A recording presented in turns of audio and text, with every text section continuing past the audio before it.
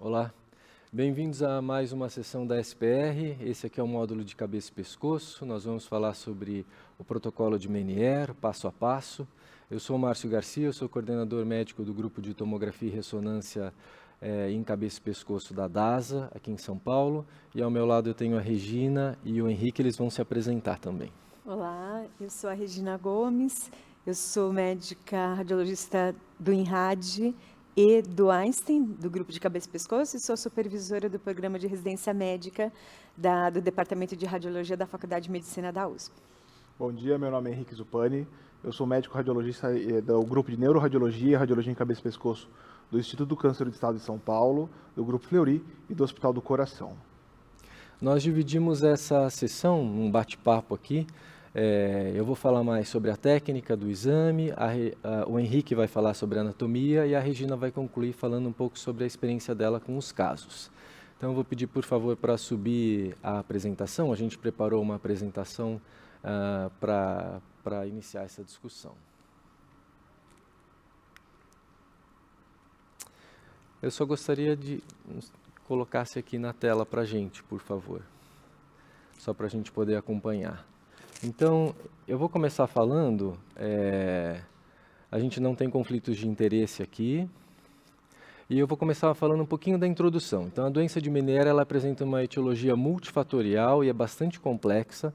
O diagnóstico é clínico e suportado por testes otológicos como a audiometria, mas os achados provocados na orelha interna pela hidropsia endolinfática é que são considerados marcadores histológicos da doença de Meniere. Então, quando a gente está laudando um exame, a gente não está avaliando toda a complexidade do Meniere, mas sim se há ou não há hidropsia endolinfática, né? E é isso que a gente consegue ver através de um protocolo específico de ressonância magnética. Existem trabalhos que falam da injeção intratimpânica, mas a gente aqui no nosso meio, a gente não faz a injeção intratimpânica, a gente prefere fazer uma injeção venosa do meio de contraste com o gadolínio. Eu coloquei essas duas imagens, o Henrique vai falar sobre anatomia, a Regina mostrar casos, só para mostrar que o que o contraste faz. O contraste ele consegue passar a barreira hemato-perilinfática. Então, nesse esquema, o que está em azul escuro seria a endolinfa, e o que está ali em azul claro na cóclea, que são as escalas que o Henrique vai detalhar, seria a perilinfa. Então a gente injeta o contraste e a gente tem que dar um tempo longo, eu vou falar sobre isso, para que o contraste passe essa barreira e preencha essa região da perilinfa, tá? Então, como é que é o protocolo? O protocolo que está estabelecido na literatura hoje, ele deve ser feito em aparelhos de 3 Tesla, a injeção intravenosa do meio de contraste com uma aquisição tardia após 4 horas, pelo menos 4 horas, para que a gente tenha essa permeabilidade, né, da barreira hemato-perilinfática e você tem o preenchimento da perilinfa de uma maneira significativa. As sequências de inversão de recuperação de fluido atenuado em 3 dimensões, que é o 3D Flare, e a inversão de recuperação real em 3 dimensões, que é o 3D-IR, ponderada em T1, antes e após a injeção do meio de contraste, elas devem ser realizadas. O FOV, esse é um detalhe muito importante do protocolo. A gente não pode fazer esse protocolo com o mesmo FOV que a gente faz nas ressonâncias de ouvido tradicionais, porque você precisa olhar a anatomia com muito detalhe. Então, você precisa diminuir o FOV para magnificar as estruturas da orelha interna. E esse é um grande ponto de atenção quando vocês forem fazer esse protocolo, quando vocês estiverem com o biomédico ou tecnólogo de vocês. Porque quando você magnifica, quando você reduz o FOV, você perde muito sinal ruído. E aí é que entra, então, a questão artesanal de você se dedicar ao protocolo e conseguir uma boa resolução. A gente vai mostrar casos aqui para vocês terem uma noção do que é essa resolução.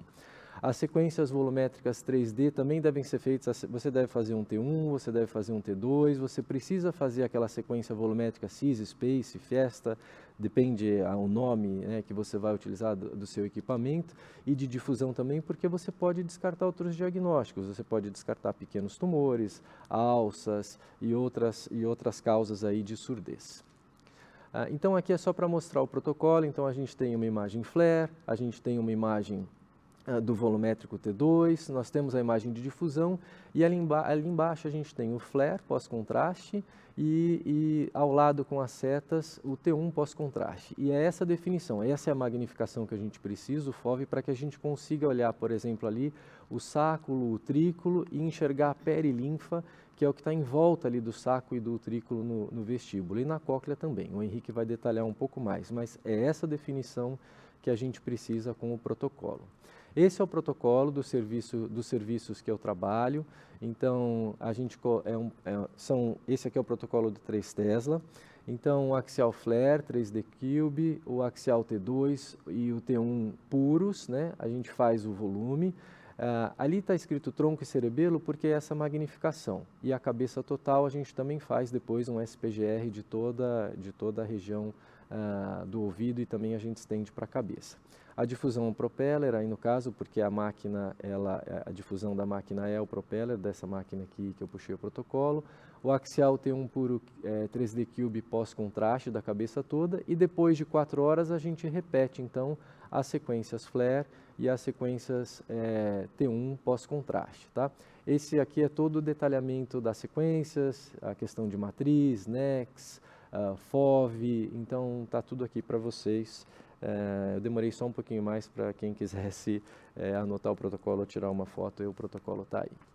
Tem uma questão, a gente teve uma preocupação porque os 3 Teslas, as máquinas 3 Teslas, elas são pouco disponíveis ainda, né? Mesmo nos grandes centros, estão nos serviços premium, aí, os serviços dos pacientes com mais alta renda, e no interior do Brasil nem sempre a gente tem 3 Tesla ou em outras capitais. Então a gente teve uma vontade de testar esse protocolo no IMI Tesla. Acontece que você tem dificuldade em alcançar uma boa resolução e uma boa relação sinal-ruído.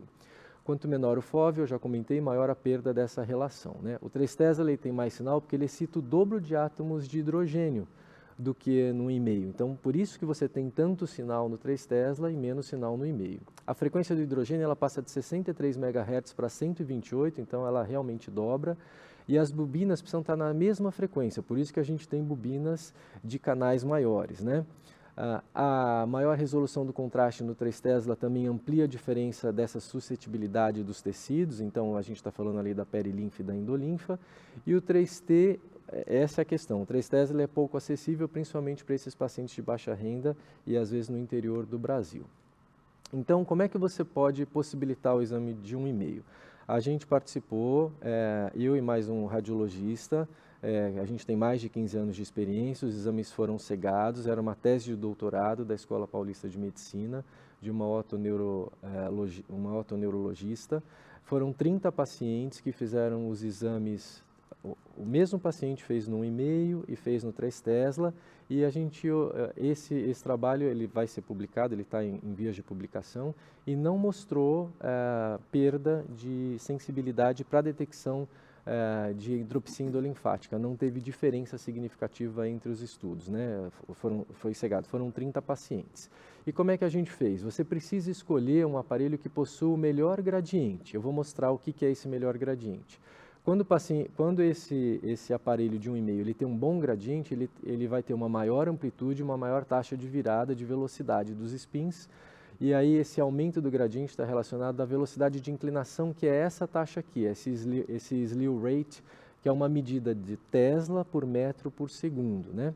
E é necessário para que o sistema saia do zero e alcance o pico da amplitude. Então, quanto mais rápido esse pico de amplitude, maior o sinal que você vai conseguir. E aí, quanto maior a amplitude, maior a taxa de virada, maior a resolução. E se você tiver um aparelho que tenha bobinas digitais, isso é a melhor coisa, porque as bobinas digitais, a conversão é feita já na bobina e aí você não perde sinal. Então, essa conversão do sinal analógico, como ele é feito no local, no momento da aquisição do exame lá da bobina, você não perde informação durante a conversão, né? E a gente usa a dupla dose do meio de contraste. Aqui é um trabalho japonês que fala sobre essa dupla dose, mostrando que para o 3 Tesla não tinha muita diferença, mesmo assim a gente adotou. Depois eu queria que vocês comentassem se vocês também usam dupla dose, mas para 1,5 faz bastante diferença. A gente acabou adotando tanto para o 1,5 quanto para o 3 Tesla. Vocês também fazem dupla dose? Fazemos dupla dose. Você também Dupla faz, dose, Henrique? dupla dose. Então a gente está num consenso aqui de fazer dupla dose para esses exames de Meniere. Essa é uma tabela que ela mostra alguns equipamentos, tem algumas marcas, tem alguns nomes aqui, mas o importante é que vocês veem ali o slew rate e depois você vê a amplitude. Então você tem que identificar se no seu serviço você tem uma máquina que tem um valor de slew rate alto. No caso aqui, as melhores máquinas seriam essas que têm 200, pelo menos 200 de slew rate e uma amplitude de até 45. Então quanto maior essa taxa, maior o seu sinal, e aí você vai conseguir ter uma boa resolução sinal-ruído. Então, as imagens de cima são imagens de um paciente que tem hidropsia endolinfática esquerda, tanto coclear quanto vestibular. Vejam as imagens do e-mail e o mesmo paciente na imagem de 3 Tesla. Então, a gente consegue fazer o diagnóstico com uma boa resolução. E a sacada está aqui, então, nessas unidades de medida e de amplitude. Aqui são algumas referências para vocês e eu vou passar agora para o Henrique comentar um pouco sobre anatomia. Antes disso, só queria aproveitar para a gente falar ainda da parte técnica, Vamos lá. Uma coisa assim do dia a dia, né, para o pessoal saber o que vocês fazem quando o paciente precisa ser com anestesia, que é uma coisa que aparece muito. Então, eu vou falar a nossa experiência, Tá. Na época, quem introduziu para nós o protocolo foi o Rafael Maffei, né? Tá. E tanto o Mauro Miguel quanto agora a Carolina Soares, né? Organizaram tudo isso e tem esse problema, porque às vezes o paciente que tem Meniere, ele tem claustrofobia ou tem alguma outra coisa que ele precisa fazer com anestesia. E como fazer isso, né? Então, o que foi decidido por eles é que você, nesse caso, você faz a anestesia, né? Você faz a anestesia você faz as sequências com anestesia e você já programa para fazer, você injeta o contraste no paciente antes da anestesia, espera as 4 horas e faz a anestesia. E já faz o exame completo Já faz o exame sem a completo, fase pré? Sem a fase pré. Tá. E Interessante vocês, isso. como que vocês fazem? Acho que é uma coisa prática interessante, né? Eu não tive essa experiência ainda. Não tive pedidos de... Eu acho que a gente teve só uma paciente que ela fez o estudo inteiro, anestesiada, porque era longo, e depois a gente conversou com ela e ela conseguiu depois fazer apenas as sequências específicas, que eram mais rápidas depois de 4 horas, né? Mas eu acho que é uma excelente sacada, porque o que importa mesmo é você identificar a perilinfa e a endolinfa no final das contas, né? Então, talvez até seja interessante adotar esse tipo de situação, porque aí você até economiza o slot do aparelho. A única coisa é que talvez você perca alguns diagnósticos diferenciais, né? Exatamente. Esse é um ponto, né? Que a gente precisa só pensar. faz nesse caso. Mas eu acho interessante, achei uma excelente saída. É uma situação de exceção. Achei bem inteligente. Como o foco do exame é fazer a sequência para Meniere, então talvez resolva já bastante problema, até futuramente, talvez até mudança de protocolo, como o Márcio comentou. O slot você tem que reservar 2 slots separados, você só reserva um, que é para fazer já diretamente o exame. Eu achei bem inteligente, porque você consegue descartar se tem hidropsia ou não tem. Exatamente. Que é o foco do exame. Que é o foco E você vai fazer de qualquer jeito, você vai fazer as outras sequências, você vai fazer o Fiesta, você vai fazer o pós-contraste de qualquer jeito, o axial T2. Então, só vai comer mesmo o T1 pré-contraste. Que se for o caso de você precisar saber, aí depois você marca, repete, né? E você repete. Muito bom. Então fica essa Boa dica saída. aí para todo mundo. Bom, a minha ideia de mostrar um pouquinho da anatomia do ouvido pro Meniere é só para mostrar para vocês realmente o que a gente procura no nosso exame. A primeira coisa, antes de falar da anatomia, é importante vocês prestarem atenção no que o Márcio falou, porque o contraste, a administração adequada de contraste, a técnica adequada mudam bastante na avaliação anatômica desse protocolo.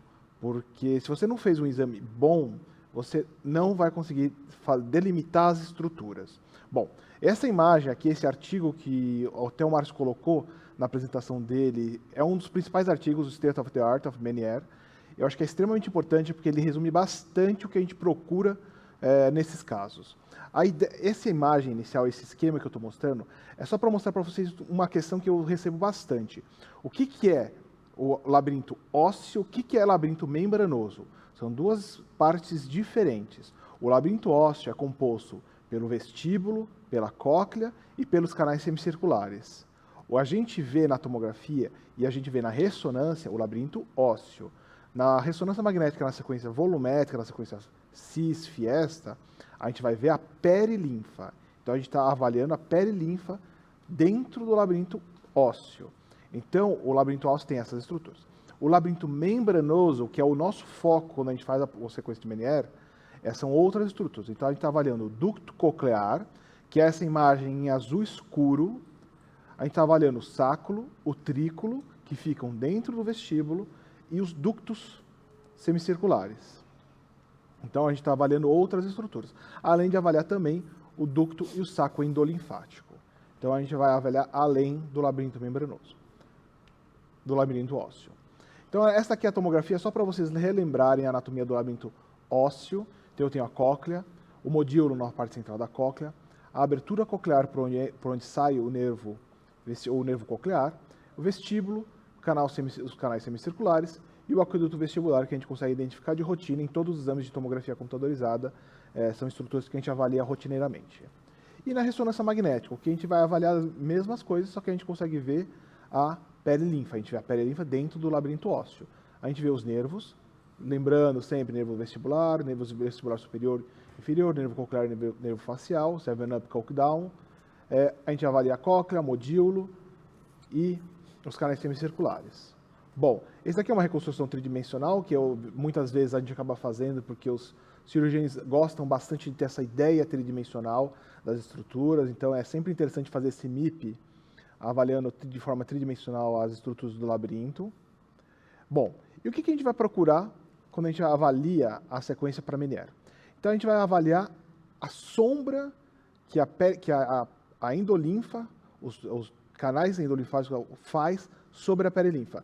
A gente não vê a endolinfa diretamente. O contraste ele acumula na perilinfa. Então ele vai fazer uma sombra da endolinfa. É isso que a gente está procurando. Então a gente consegue identificar dentro do vestíbulo o sáculo, o utrículo, anteriormente e superiormente o sáculo, posteriormente o utrículo. E eu gostaria de frisar para vocês observarem a dimensão do sáculo e a dimensão do utrículo. E isso é a grande pegada quando a gente avalia a relação anatômica entre essas estruturas. A gente consegue avaliar o contraste também no ducto endolinfático, consegue avaliar o contraste ao longo dos canais semicirculares, fazendo todo esse padrão, e a gente consegue avaliar o ducto coclear. O ducto coclear é muito pequeno, então a gente consegue avaliá-lo, mas ele normalmente é muito pequeno. A gente tem que procurar realmente na imagem, a gente consegue fazer um corte transversal do ducto para avaliar ele de forma mais precisa. Eu coloquei ali impregnação fisiológica, é muito comum a gente ter essa impregnação fisiológica no fundo do conduto auditivo interno. Isso é extremamente importante para não confundir com alteração. Tá? Então a gente acaba vendo essa impregnação fisiológica no fundo do conduto. Não confundir isso com doença. Tá? E aqui só para comparar quando a gente vê o canal as estruturas do labirinto ósseo na sequência volumétrica T2. Essa impregnação fisiológica é por um plexo venoso que a gente tem ali, né?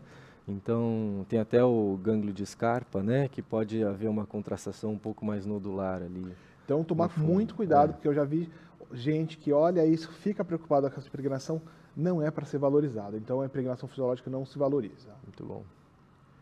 E a ideia aqui mesmo é mostrar o que a gente acaba avaliando. Que as estruturas endolinfáticas aparecem como zonas de baixo sinal. Então, é isso que a gente procura de rotina no nosso exame. E o sáculo é localizado mais inferiormente, mais medial e anterior ao vestíbulo, e o utrículo posteriormente a esse.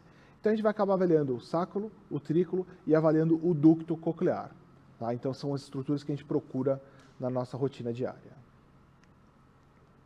E aqui eu só coloquei um caso, só para exemplificar o que a gente acaba fazendo. Esse é um caso que a gente fez todo o protocolo do Meniere, 4 horas após a injeção do contraste, e eu gostaria de destacar somente que a gente vê um pequeno foco de alteração de sinal.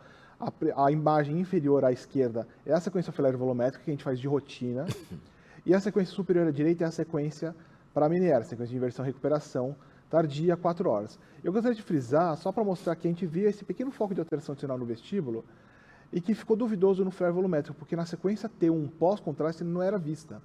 Só que na sequência volumétrica, na sequência para Menier, ela foi vista, um pequeno foco de realce. Então, ficou na dúvida, será que isso aqui é um material que realçou, um material fibroso? Será que é um pequeno chivanoma que não foi observado na sequência T1 pós-contraste e só foi observado na sequência para Menier? Esse é um paciente que não tinha alteração na sequência Menier, no sacro e no triclo, mas tinha essa pequena alteração somente vista nessa sequência. Vai mostrar que o tardio também ajuda não somente para isso, mas para outros itens também. Regina, por favor. Ainda em relação a isso, né? Ainda em relação à anatomia, queria só frisar também que vocês ficam vendo essas imagens, vocês vão ver as imagens dos meus casos, mas não é essa beleza na prática, né, gente? A gente precisa também ficar outra dica. Você precisa acompanhar de perto, então precisa ver a qualidade do exame antes de liberar, mesmo que não seja sob sedação, né? Exato. E muitas vezes o paciente, como as sequências são muito longas, muitas vezes os pacientes não conseguem ficar, um pouco, eles né? mexem, então aí você precisa repetir, porque senão você não vai conseguir alongar. Exato. Então, assim, na realidade, eu vou mostrar para vocês umas imagens lindas, mas saibam que na vida real não é bem Nem assim. todas são lindas. Nem todas são lindas na vida real. Né? A grande maioria é essa, mas...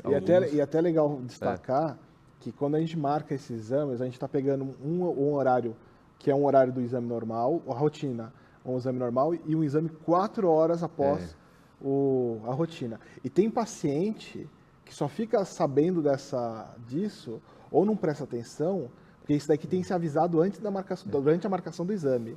E uma dica é marcar esses exames sempre no período da manhã.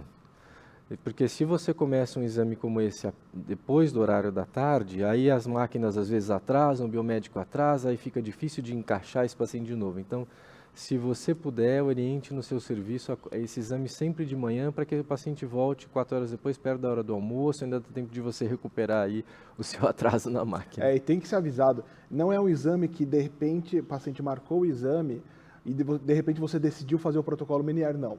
Esse exame tem que ser pré-marcado, com calma, porque senão o paciente tem que estar ciente que vai ficar esperando 4 horas para fazer o exame. E tem paciente que realmente se nega a esperar esse período, porque tem outras responsabilidades. Então tem que ter bastante calma para realizar o exame assim, tem que ter bastante calma, porque para ficar uma qualidade técnica boa, tem que prestar atenção no contraste, no tempo adequado e na cooperação do paciente.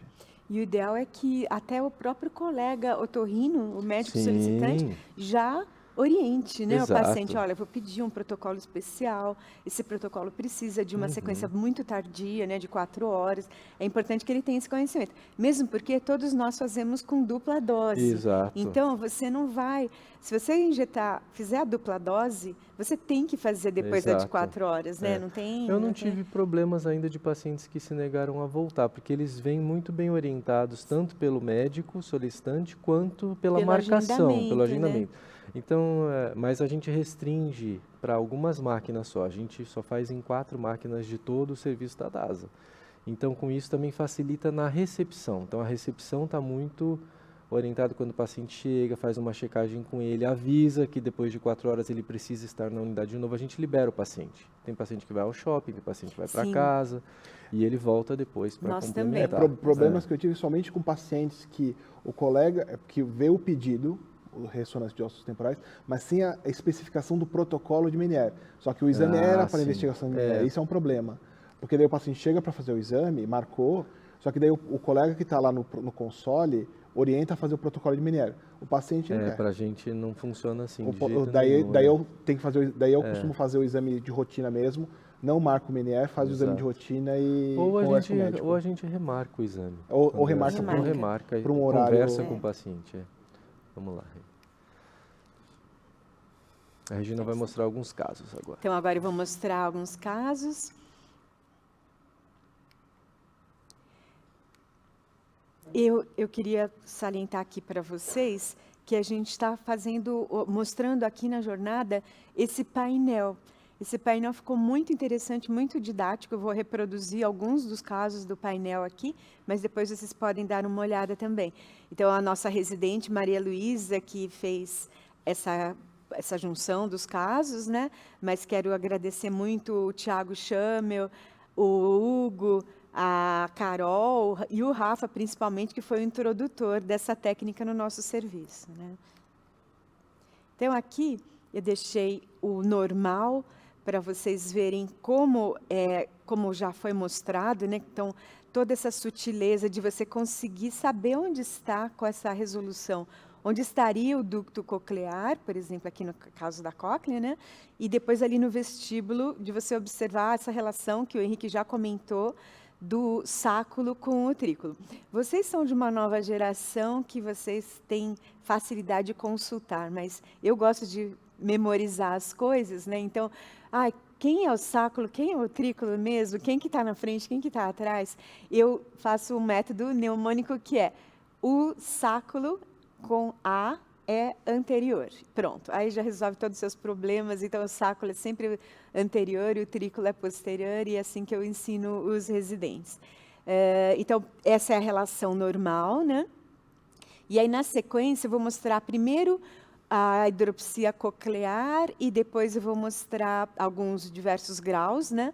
Então, na hidropsia coclear, a gente tem essa classificação em graus, e aí a gente tem no grau 1, que é essa aqui do meio, a gente vai mostrar, então, a dilatação do duto coclear, mas não chega a obliterar a escala vestibular. Então, vejam ali como você consegue ver o ducto, né? Está obliterado, mas ele ainda continua... Eu esbarrei aqui sem querer. Ele continua ainda...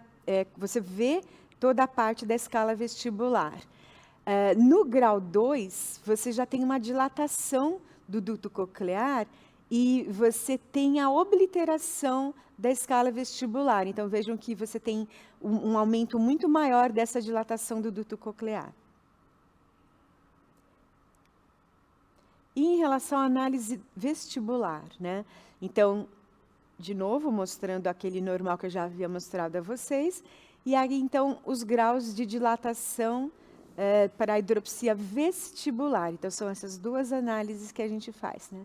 Então, no grau 1, o sáculo fica maior ou igual ao utrículo. Então, esse é o grau 1, como vocês podem ver naquela primeira imagem após o normal. Depois, no grau 2, o sáculo e o utrículo ficam confluentes, né? Mas não chegam a obliterar o espaço perilinfático. Então, você ainda vê uma riminha ali de perilinfa ali ao redor deles. Então, eles já estão fundidos, estão confluentes, estão aumentados, porém você ainda tem esse espaço perilinfático visível. Então, esse seria o grau 2. E no grau 3, o sáculo e o utrículo estão confluentes e tem uma obliteração total do espaço perilinfático. Então, nesses casos é muito fácil você fazer o diagnóstico, né? A nossa dificuldade é maior nos graus mais iniciais, né? Que aí são sutilezas que você precisa de uma resolução muito boa para poder observar essas alterações.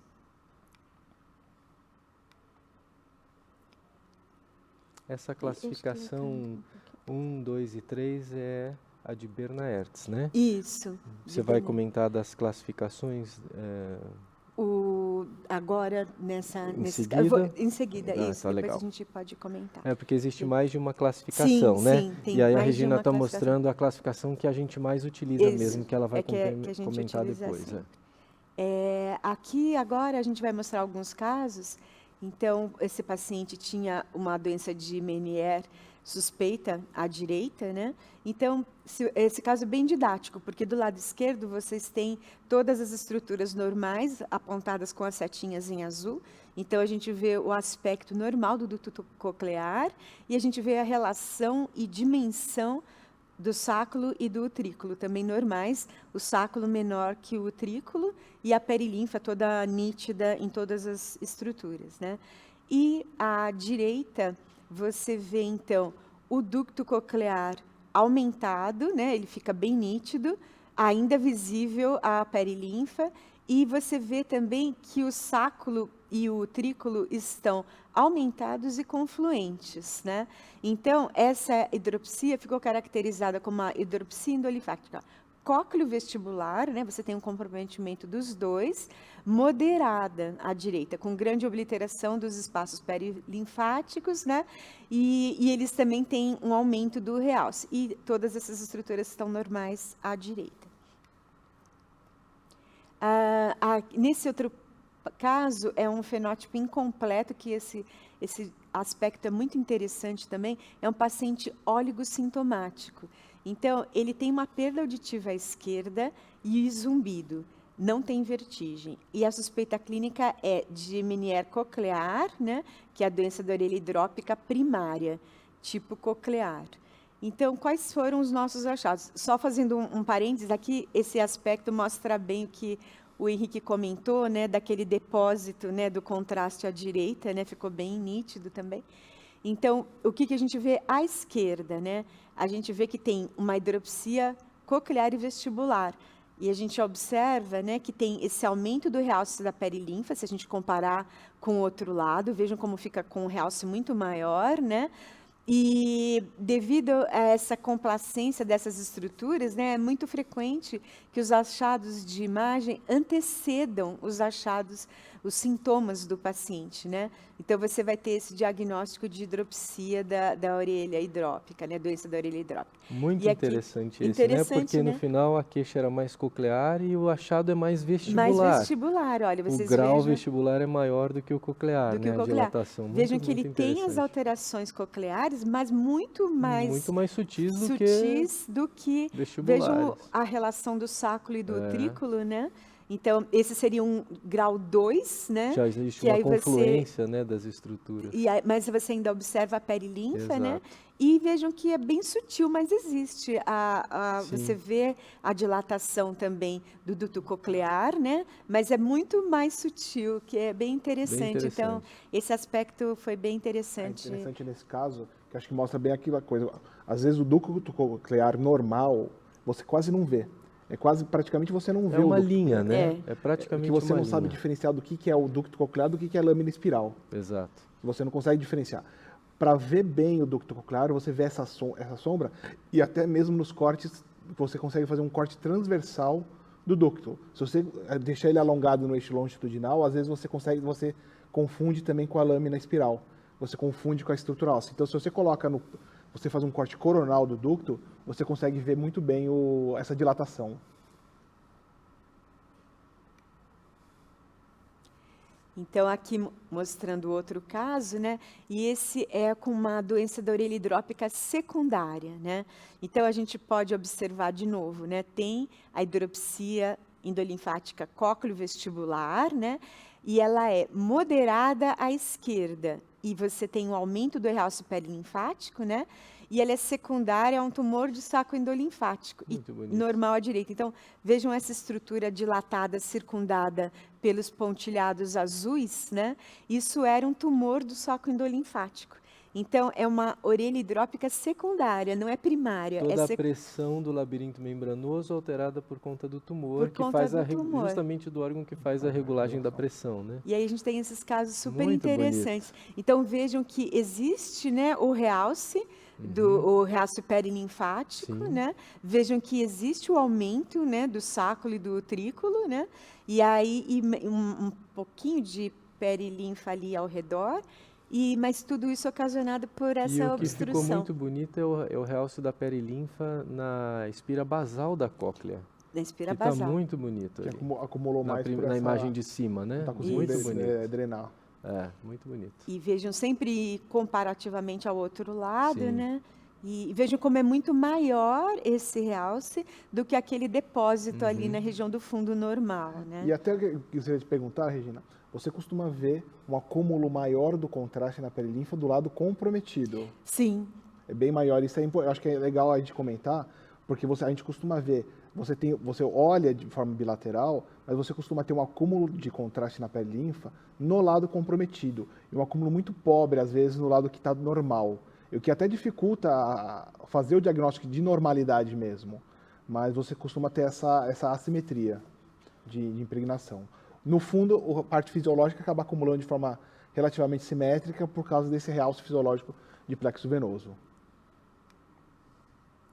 Esse outro caso também é bem interessante, é um outro exemplo da orelha hidrópica secundária, né? Então, também, nesse caso, aí vocês já mataram, né, pela tomografia, que fica fácil, né? A gente vê, então, toda aquela hipoatenuação pericoclear, né, bem exuberante, né? Esse paciente tinha todas essas alterações, né, compatíveis com otosclerose, né, pericoclear e também fenestral. Vejam que lá na região da janela oval existe uma redução, né? A fístula antifenestra tem uma hipoatenuação, principalmente à direita. E então esses achados são muito característicos tanto na tomo quanto na ressonância, né? A gente pode observar também. E quando a gente vai fazer o protocolo Meniere, vejam que você também tem, né, como essa doença está em atividade, né, você tem um intenso realce, né, então, você não tem nenhuma hidropsia vestibular nesse caso, né, o sáculo e o trículo estão com dimensões normais, né, mas você tem essas alterações com esse intenso realce na ressonância magnética. Então, também toda a perilinfa, né, comprometida e por causa, provavelmente, da otosclerose. Muito Né? bonito.